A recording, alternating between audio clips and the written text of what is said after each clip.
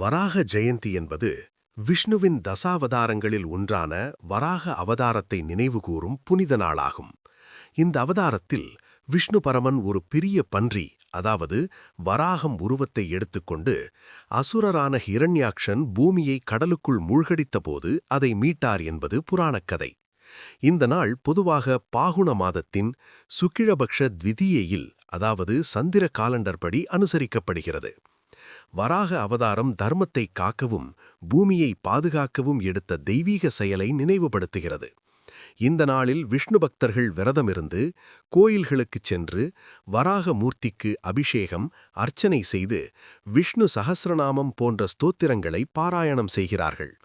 மேலும் இந்த நாளின் முக்கியத்துவம் சுற்றுச்சூழல் பாதுகாப்பு மற்றும் பூமியை மதிப்பது என்ற அடிப்படையையும் உணர்த்துகிறது.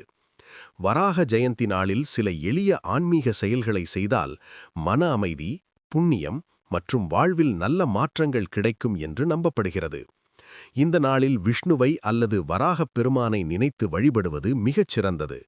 வீட்டிலேயே விஷ்ணு படத்துக்கு முன் தீபம் ஏற்றி துளசி இலைகள் சமர்ப்பித்து விஷ்ணு சஹஸ்ரநாமம் அல்லது ஓம் நமோ நாராயணாய மந்திரத்தை ஜபிக்கலாம்.